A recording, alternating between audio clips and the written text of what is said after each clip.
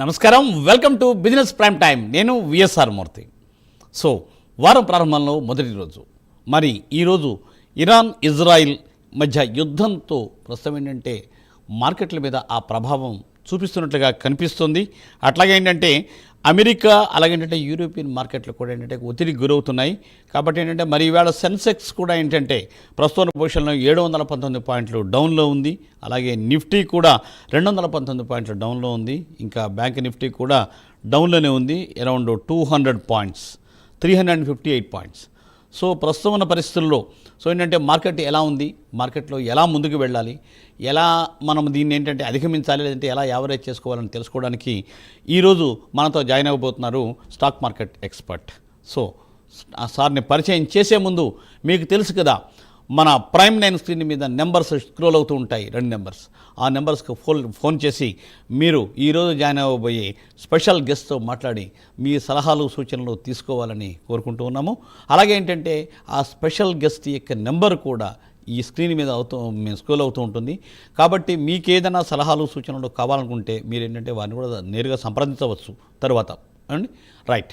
So sir, ఈరోజు ఈ కార్యక్రమంలో ప్రస్తుతం మనతో పాల్గొబోతున్నారు ప్రముఖ విశ్లేషకులు, stock market analyst Shri Meka Venkat garu. Good morning Venkat గారు. సార్ ఆడియో మ్యూట్లో ఉంది సార్, ఒక్కసారి చూడండి.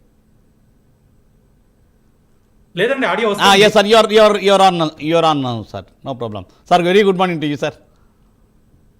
ఎస్, గుడ్ మార్నింగ్ అండి మూర్తి గారు. Good morning sir. Sir Iran Iraq యుద్ధం ప్రస్తుతం ఏంటంటే అమెరికా కూడా ఎంటర్ అవడంతో అంటే ప్రస్తుతం పరిస్థితులు ఏంటంటే స్టాక్ మార్కెట్ కొంత ఒత్తిడికి లోనవుతుంది. అలాగే అమెరికా మార్కెట్లు అన్నీ కూడా సార్ ప్రస్తుతం పొజిషన్ ఏంటి సార్ ఒక్కసారి? వాస్తవంగా ఎవరు ఎక్స్పెక్ట్ చేయనట్లుగా అమెరికా కూడా యుద్ధరంగంలో దిగటం అనేది ఊహించని పరిణామమే. Yes sir. ఏదైతే ప్రెసిడెంట్ ట్రంప్ గారు 2 వారాలు గడువిస్తున్నామో మేము ఇరాన్కి ఏదో ఒకటి అంటే చర్చల ద్వారా పరిష్కరించుకోండి అని చెప్పి 2 రోజుల్లోనే వారు యుద్ధరంగంలోకి రావడం అనేది కొంచెం అనిశ్చిత పరిస్థితికే దారి తీసిందండి. అంటే ఇది ప్రపంచ మార్కెట్ అన్నింటి మీద ఎఫెక్ట్ పడుతుందండి. మా ఒక్క భారతదేశం ఒకటే కాదు, ప్రపంచ మార్కెట్ అన్నింటి మీద ఎఫెక్ట్ పడుతుంది. ముఖ్యంగా ఇరాన్ ఏదైతే హార్మోజ్ జలసంధి ఏదైతే ఉందో, ఆ స్ట్రైట్ ఆఫ్ హార్మోజ్ని దాన్ని క్లోజ్ చేస్తానని చెప్పేసి నిన్న వారు చెప్పడం జరిగింది. ప్రపంచ వాణిజ్యంలో దాదాపుగా 20-25% అటువైపు నుంచే మనకి వస్తాయండి. సో ఎప్పుడైతే అది క్లోజ్ చేస్తారో దాని మీద అంటే ఈ క్రూడ్ ఆయిల్ అలాగే నేచురల్ గ్యాస్కి సంబంధించి ఎక్కువగా మనకి అటు నుంచే వస్తుంది. అవును సార్. సో దాని మీద బాగా ఎఫెక్ట్ అయితే పడుతుందండి సార్. సో మరి సార్ ఒకటే కాదండి, అంటే కేవలం ఇది ఒక్కటే విషయమే కాదు. అంటే యుద్ధం వల్ల మనకి కేవలం ఆయిల్ ధరలే పెరుగుతాయి అని అంటే కాదండి, మిగతా ఇవన్నీ కూడా ఏంటంటే ఇండైరెక్ట్ గా ఎఫెక్ట్ అయ్యే సెక్టర్లు కూడా చాలా ఉంటాయి. అయితే మరి ఇలాంటి పరిస్థితుల్లో ఏ సెక్టర్ లో మనం చూసుకోవచ్చు అని అంటే బ్యాంకింగ్ సెక్టర్ ఒకటి, ఫార్మా సెక్టర్ ఒకటి, అలాగే ప్రస్తుతానికి న్యూస్ ఏమి లేదన్నవల్ల టెలికాం సెక్టర్ ఒకటి, ఇవన్నీ కూడా కొద్దిగా బెటర్ గానే పర్ఫామ్ చేస్తాయండి. ప్రస్తుతానికి వాటి మీద న్యూస్ ఏమి లేదు కాబట్టి. అయితే సిమెంట్ సెక్టర్ వచ్చేసి మనకి ప్రస్తుతం మాన్సూన్ సీజన్ కాబట్టి కొంచెం మనకి కన్సాలిడేషన్ స్టేజ్ లో ఉంటుంది. కొద్దిగా మనకి మెటల్ సెక్టర్ లో కూడా కొంచెం చూసుకోవచ్చు అండి. మెటల్ సెక్టర్ కూడా కొంచెం బెటర్ గానే పర్ఫామ్ చేయడానికి స్కోప్ కనిపిస్తుంది ఈ వీక్. నేను ఈ వీక్ వరకు చెప్తున్నాను. అలాగే ఐటీ కొంచెం ఈ వీక్ కన్సాలిడేషన్ లో ఉండడానికి ఛాన్సెస్ కనిపిస్తున్నాయండి.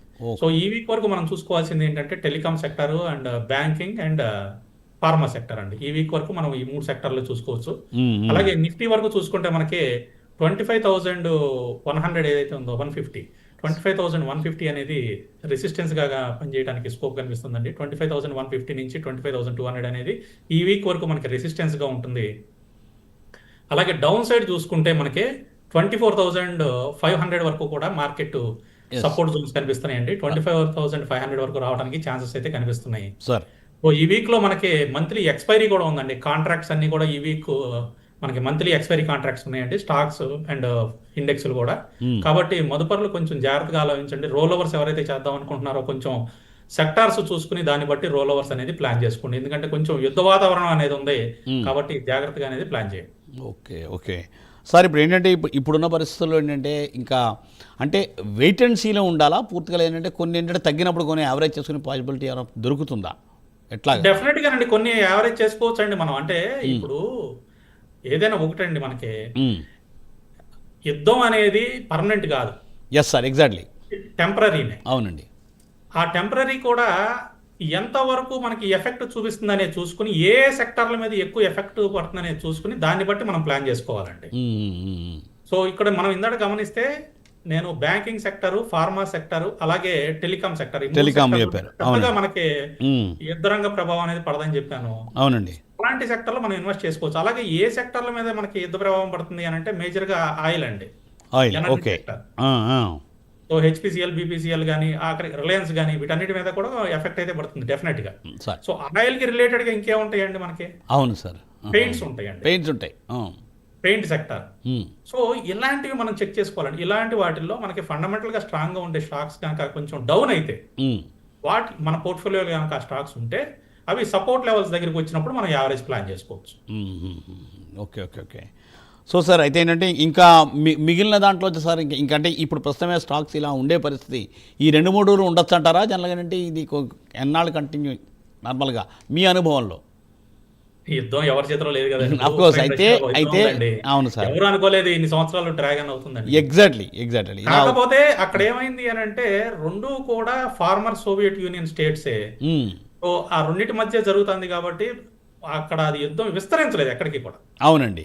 కానీ ఇక్కడ వచ్చేసరికి ఇక్కడ పూర్తిగా డిఫరెంట్ సినారియో.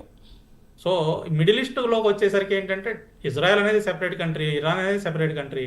అంటే రెండు కూడా భౌగోళికంగా దగ్గరగా ఉన్న ప్రదేశాలు ఏం కాదు, దూరంగా ఉన్నాయి. మధ్యలో మీకు వేరే దేశాలు కూడా ఉన్నాయి. భౌగోళికంగా కూడా రెండు దూరంగా ఉండే దేశాలు. అండ్ ఇప్పుడు జరుగుతున్న విషయం కూడా ఏంటి అంటే ఇరాన్లో న్యూక్లియర్ వార్ హెడ్స్ ఏమన్నా ఉన్నాయేమో, న్యూక్లియర్కి సంబంధించిన ఫెసిలిటీస్ వాళ్ళు ఆయుధాలు తయారు చేస్తున్నారనే ఉద్దేశంతోనే వాళ్ళు స్టార్ట్ చేశారు. సో దీనికి అమెరికా కూడా జాయిన్ అవటం, అంటే మిగతా ప్రపంచ దేశాలు కూడా మళ్ళీ దీంట్లోకి ఎంటర్ అవడానికి రెడీగా ఉండటం, ఇదంతా కూడా ఏం జరుగుతుంది అని అంటే సార్ మోడ్లోకి కనిపిస్తుంది యుద్ధం. అంటే ఎక్కువ దేశాలు ఎంటర్ అయినప్పుడు ఏమవుతుందంటే సాధారణంగా చర్చల ద్వారా పరిష్కరించడానికే ఎక్కువ ఛాన్సెస్ కనిపిస్తాయండి. యుద్ధానికి ఎప్పుడు కూడా చొరవ చూపించం. యుద్ధం చేయటం అంటే అంత ఈజీ ఏం కాదండి. ఇప్పుడు ఎకానమీ కొలాప్స్ అవుతాయి, ప్రజలు ఇబ్బంది పడతారు, అంతే కదా సార్. అవును సార్. మళ్ళీ వాటిని రికవరీ చేసుకోవాలంటే చాలా కష్టమైన విషయం. అవును సార్. సార్ ఈ టాపిక్ మళ్ళీ మాట్లాడదాం సార్. సార్ వెంకటేష్ గారు నారాయణపూర్ నుంచి. గుడ్ మార్నింగ్ వెంకటేష్ గారు. నమస్కారం సార్. సార్ వెంకట గారితో మాట్లాడండి. నమస్కారం సార్. నమస్తే అండి. సెన్కో గోల్డ్ చాలా లాస్ సార్. ఒకటి అది ఏంటి సార్ స్టాక్ పేరు ఒకసారి చెప్పండి. Senco gold sir. Senco gold. Okay.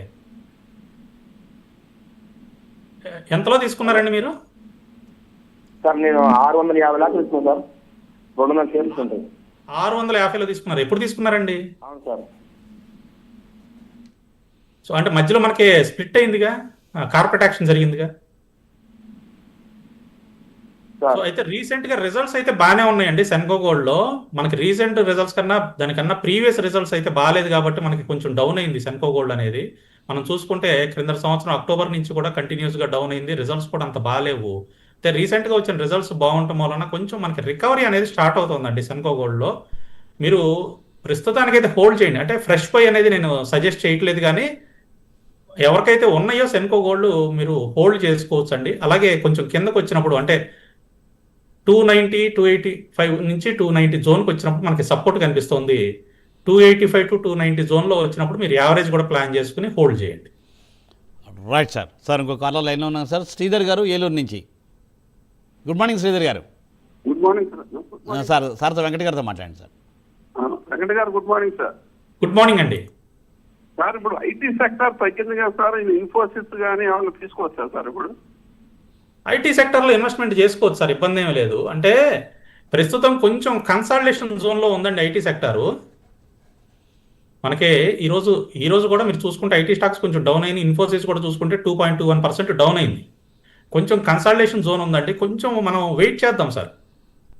ఈ వీక్లో మనకి డెరివేటివ్ ఎక్స్పైరీ కూడా ఉంది. గురువారం రోజున మనకి కాంట్రాక్ట్ ఎక్స్పైరీలు కూడా ఉన్నాయి. సో ఒక 2-3 డేస్ వెయిట్ చేసి ఇంకొంచెం డౌన్ అయిన తర్వాత సపోర్ట్ లెవెల్స్ దగ్గర ఎంట్రీ అనేది ప్లాన్ చేయండి. ఇప్పుడే వద్దు. రైట్. అది శ్రీధర్ గారు, అది సూచన. సో ప్రేక్షకుల గమనిక. సో ఏంటంటే ఇప్పుడు ప్రస్తుతమైన స్టాక్ మార్కెట్ డౌన్లో ఉంది. అయితే దీంట్లో ఉండే అడ్వాంటేజ్ తీసుకోవాలనుకుంటే మీరు కాల్ చేసి మీరు కనుక్కుంటే మాట్లాడితేనే కదా. సో తప్పనిసరిగా ఏంటంటే స్క్రీన్ మీద నెంబర్స్ వస్తుంటాయి. వెంకట గారితో మాట్లాడి మీరు వారి సలహాలు తీసుకోండి. సో అలాగే వెంకట గారి నెంబర్ కూడా స్క్రీన్ మీద వస్తూ ఉంటుంది. తర్వాత ప్రోగ్రామ్ తర్వాత మీకు ఇంకేమైనా డౌట్లు నాకు నేరుగా వారిని సంప్రదించే అవకాశం మీకు కలుగుతుంది. కాబట్టి తప్పనిసరిగా అంటే మీరందరూ కూడా ఏంటంటే రెగ్యులర్గా ఈ ప్రోగ్రామ్ని కాల్ చేసి మీరు ఈ బెనిఫిట్ పొందాలని మేము మీ దగ్గర నుంచి ప్రైమ్ 9 ఆశిస్తుంది. సార్ సో వెంకట గారు మీరు చెప్పినట్టు ఏంటంటే Prashant garu good morning. Good morning Prashant గారు.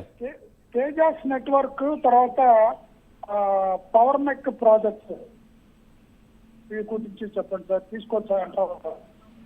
ఫస్ట్ ఏంటిదండి? Net web. Tejas network sir. Tejas network, okay. రెండోది సార్ రెండోది సార్ ప్రశాంత్ గారు సార్ రెండో స్టాక్ పేరు ఏంటి? Power mech projects. Power net project sir. Power net project, sir. Okay అండి. పవర్ మెక్ వచ్చేసి అంటే ఈ రెండు కూడా ఫ్రెష్ ఎంట్రీ అడుగుతున్నారు వారు. సార్ తేజస్ నెట్వర్క్ అయితే ప్రస్తుతం వద్దండి, కొంచెం అవాయిడ్ చేద్దాము. మనకి తేజస్ నెట్వర్క్ కొంచెం డౌన్ లోనే కనిపిస్తుంది. 650 జోన్ అనేది తేజాస్ నెట్వర్క్ లో మేజర్ గా సపోర్ట్ జోన్ అండి. 650 ఆ జోన్ వరకు వచ్చినప్పుడు అక్కడ మనకి బుల్లిష్ మూమెంటం వస్తే అక్కడ ఎంట్రీ అనేది ప్లాన్ చేయండి. ప్రస్తుతానికి అయితే అవాయిడ్ చేయండి. ఈ రోజు కూడా మనకి 703లో ట్రేడ్ అవుతుందండి. అలాగే పవర్ మెక్ ప్రాజెక్ట్స్ వచ్చేసి 3021లో ట్రేడ్ అవుతుంది. సో ఇది కొంచెం డౌన్ అయిన తర్వాత తీసుకోండి. అంటే 2900 ఆ జోన్కి వచ్చినప్పుడు తీసుకోండి, ఇప్పుడే వద్దు. కొంచెం కిందకు వస్తుందండి. 3018లో ట్రేడ్ అవుతుంది. 2900కి వచ్చినప్పుడు ఎంట్రీ ప్లాన్ చేయండి పవర్ మెక్ ప్రాజెక్ట్స్లో. రైట్ సార్, అది సార్ సూచన. సో సార్ మరి సార్ ఇప్పుడున్న పరిస్థితుల్లో అసలు సార్ ఐ మీన్ గోల్డ్ మీద ఏమైనా గోల్డ్ ఈటీఎఫ్లు గోల్డ్ మీద ఏమైనా ఇన్వెస్ట్ చేసే అవకాశం ఉండొచ్చా? అసలు ఆ రంగం వైపు చూస్తే ఎట్లా ఉంటుంది సార్? డెఫినెట్గా చెయ్యొచ్చండి. అంటే ఇప్పుడు మనం లాస్ట్ టైం కూడా ఒకసారి డిస్కస్ చేసుకున్నాం. మార్కెట్లు డౌన్ అవుతా ఉంటే బులియన్ మార్కెట్ పెరుగుతుంది. మళ్ళీ మన మార్కెట్లు ఈక్విటీ మార్కెట్లు పెరుగుతూ ఉంటే బులియన్ మార్కెట్ డౌన్ అవుతుంది.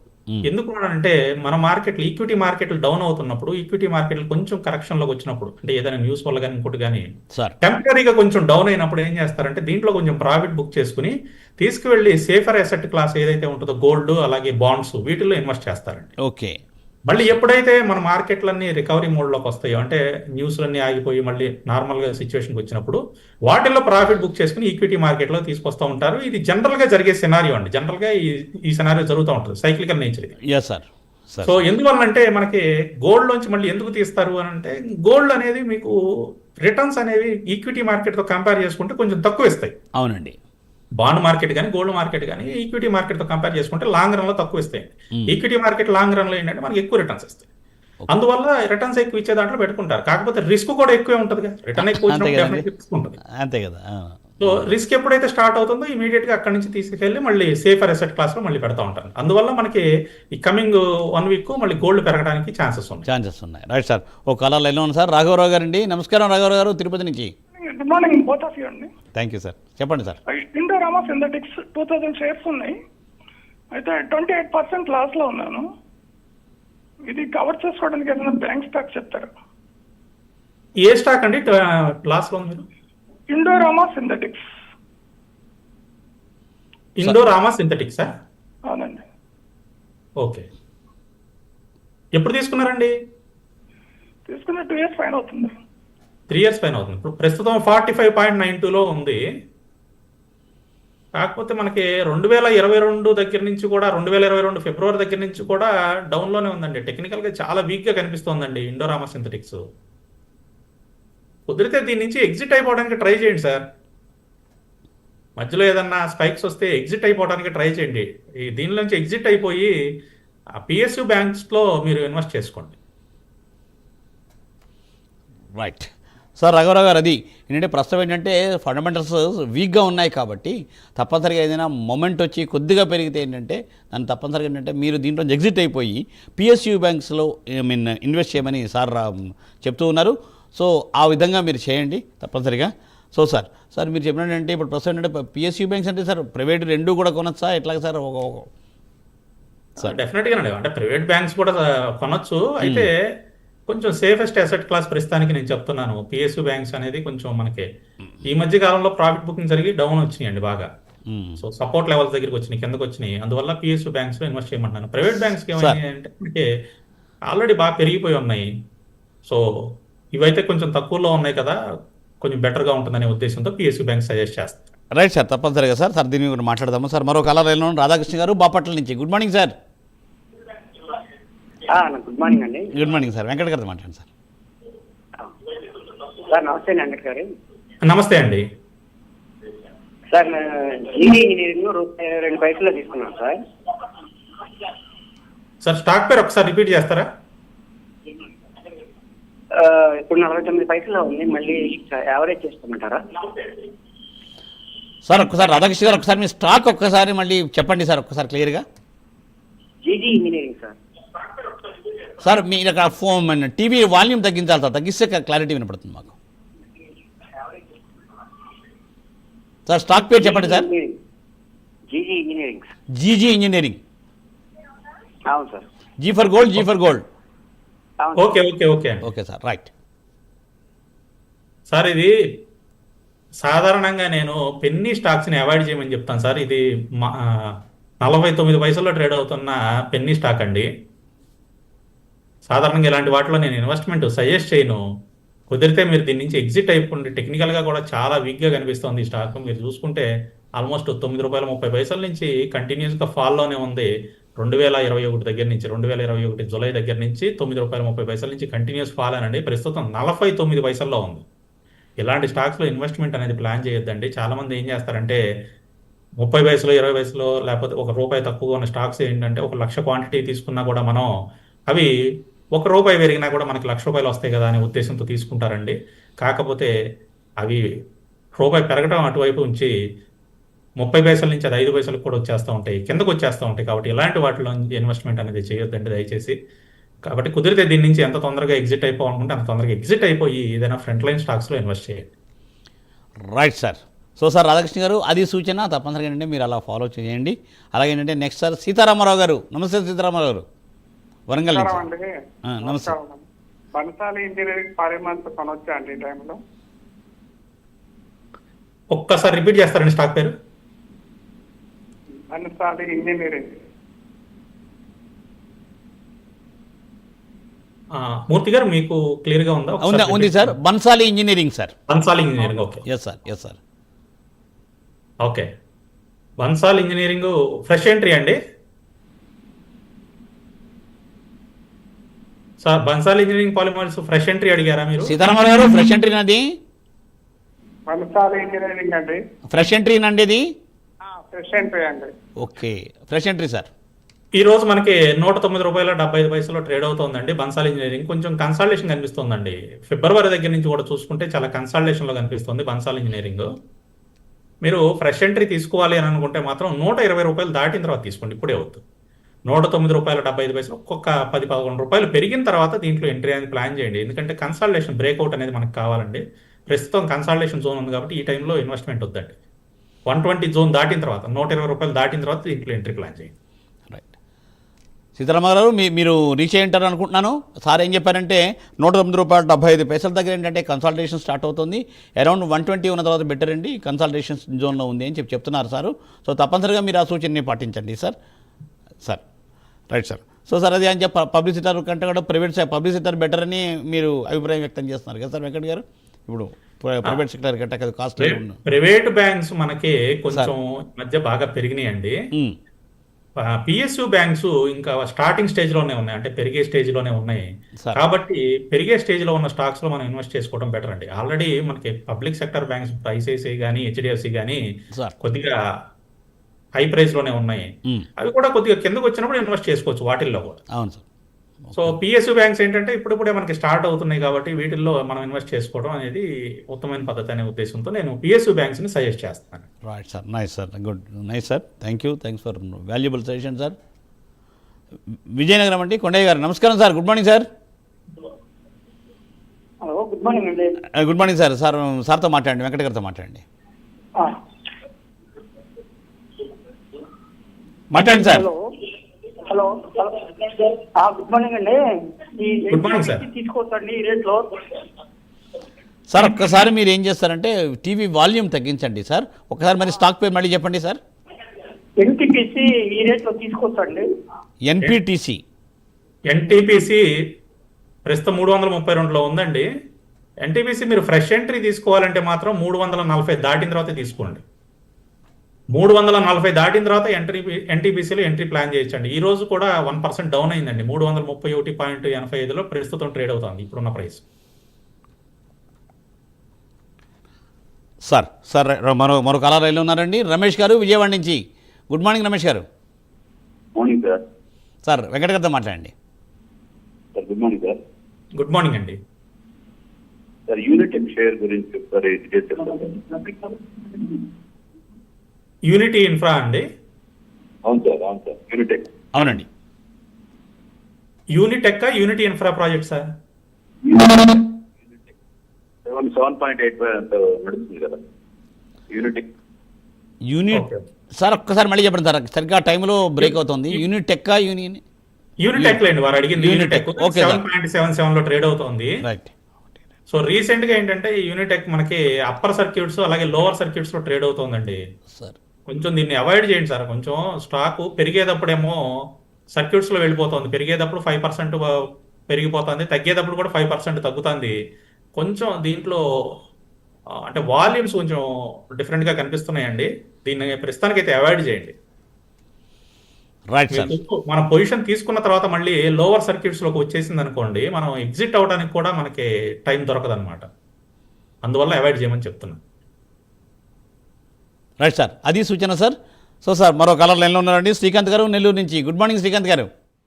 Sir good morning sir. అది చెప్పండి వెంకట గారు. టాటా మోటార్స్ ఉన్నాయండి. టాటా మోటార్స్ కంటిన్యూ అవ్వచ్చా, ఎగ్జిట్ అవ్వాలా, ఏంటి సార్ అది? ఎంతలో ఉన్నాయి సార్ టాటా మోటార్స్? అది నాది 670లో ఉంది సార్ ఇప్పుడు. దాదాపుగా అదే ప్రైస్ లో ఉంది కదా సార్ ఈ రోజు కూడా 669.30. యాక్చువల్గా ఇది నేను ఎస్ఐపి చేశాను సార్, లాస్ట్ 2-3 ఇయర్స్ నుంచి ఎస్ఐపి చేస్తున్నా. కంటిన్యూ చేయండి. ఎస్ఐపి చేస్తే మీరు కంటిన్యూ చేయండి, ఇబ్బంది ఏం లేదు. అంటే ఈ రీసెంట్ గా ఇంకా డౌన్ అవుతుంది కదా అని చెప్పేసి ఇంకా ఆపానండి అది. లేకపోతే ఏమన్నా ఇంకా ఎక్స్ట్రా తీసుకోవచ్చా బయింగ్? సార్ ఎస్ఐపి చేసేటప్పుడు మనం అసలు ఆపకూడదండి. రెండోది డౌన్ అవుతా ఉంటే మనం ఎస్ఐపి చేస్తే అడ్వాంటేజ్ కదండి, మనకి యావరేజ్ తగ్గుతూ ఉంటుంది, మనకి యావరేజ్ జరుగుతూ ఉంటుంది కదా. సో డౌన్ అవుతున్నప్పుడు మీరు ఎస్ఐపి చేసుకోవడం ఇంకా మంచి పద్ధతి. అండ్ టాటా మోటార్స్ లాంటి క్వాలిటీ స్టాక్స్లో మీరు ఇన్వెస్ట్మెంట్ చేసుకోవచ్చు, ఇబ్బంది ఏమీ లేదు. పెరుగుతుందండి. ప్రస్తుత మార్కెట్ సినారియో బాగాలేదు కాబట్టి కొంచెం డౌన్ అవుతుంది కానీ బట్ మళ్ళీ పెరుగుతుంది. మనకి అరౌండ్ 660 దగ్గర మంచి సపోర్ట్ ఉందండి. నియర్ బై సపోర్ట్ వచ్చేసి 660 జోన్లో ఉంది. ప్రస్తుతం 669.15. ఈ రోజు కూడా 1% డౌన్ అయింది. మీరు ఇప్పుడు కాకుండా కొంచెం 660 జోన్కి వచ్చినప్పుడు మళ్ళీ ఇన్వెస్ట్మెంట్ ప్లాన్ చేయండి. సో అదే శ్రీకాంత్ గారు. సో రైట్ డెసిషనే తీసుకున్నారు. సిప్ని కంటిన్యూ చేయమని సార్ చెప్తూ ఉన్నారు.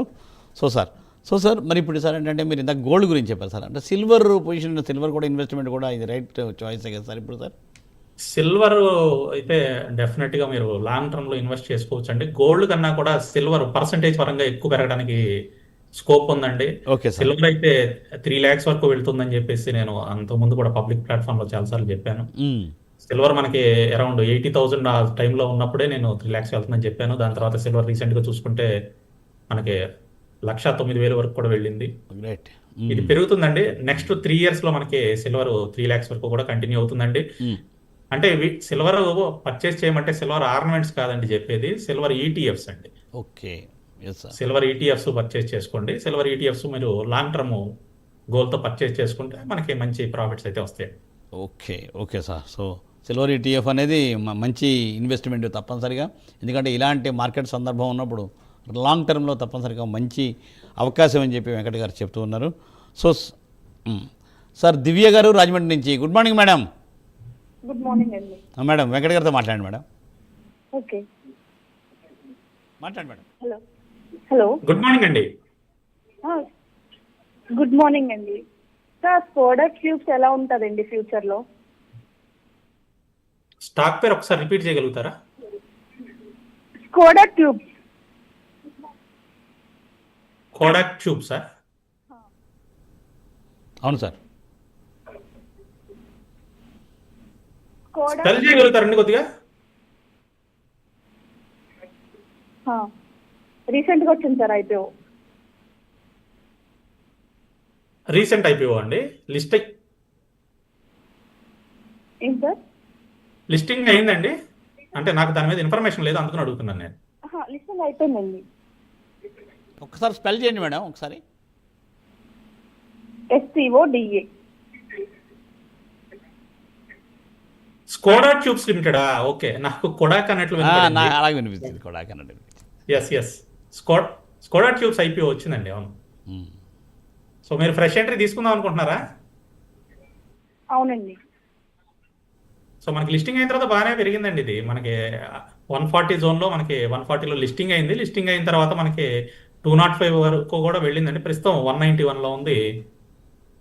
అయితే మీరు ఎంట్రీ ప్లాన్ చేసుకోవాలంటే కొంచెం పెరిగింది కదా, సో 200 జోన్ దాటిన తర్వాత తీసుకుందాం అండి. ప్రస్తుతం 191లో ఉంది కదండి, 191.50, 205 అనేది రీసెంట్ హై. 200 మార్క్ దాటిన తర్వాత మళ్ళీ ఎంట్రీ ప్లాన్ చేయండి, ఇప్పుడే వద్దులేండి. కొంచెం చిన్న ప్రాఫిట్ బుకింగ్ జరుగుతున్నట్లుగా కనిపిస్తుంది దీంట్లో. మళ్ళీ 200 దాటితే పెరగడానికి ఛాన్సెస్ ఉన్నాయండి. సో కాబట్టి 200 దాటిన తర్వాత దీంట్లో తీసుకోండి. సో ఓవరాల్గా ఫండమెంటల్గా కూడా చాలా బాగుందండి, ఇబ్బంది ఏం లేదు. అండ్ ఐపీఓలో కూడా మనకి సబ్స్క్రిప్షన్ అవన్నీ కూడా చాలా బాగానే వచ్చినాయి. సో క్యూఐబీస్ కూడా దాదాపుగా 72.97% సబ్స్క్రైబ్ చేశారండి. అలాగే ఎన్ఐఎస్ కూడా బాగా సబ్స్క్రైబ్ చేశారు. సో సబ్స్క్రిప్షన్ పరంగా చాలా బాగుంది. ఎక్కువ మంది కూడా దీన్ని అంటే కమింగ్ డేస్లో పెరగడానికి ఎక్కువ ఛాన్సెస్ ఉన్నట్లుగానే ప్రెడిక్ట్ చేస్తున్నారు. కాబట్టి మనం 200 జోన్ దాటిన తర్వాత తీసుకుందాం, ఇప్పుడే అవుతాయి.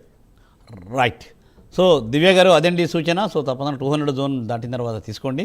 సో సార్ వెంకట్ గారు, సో ఫైనల్గా ఒక 20 సెకండ్ 30 సెకండ్స్ క్లోజ్గా ఈరోజు మీరు లాస్ట్ సలహా చెప్పండి ఒక్కసారి.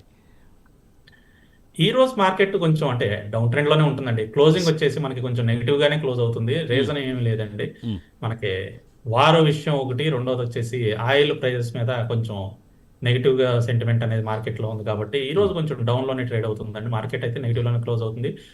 ఈ రోజు వరకు సపోర్ట్ లెవెల్స్ వచ్చేసి నిఫ్టీకి 24,630 అండి.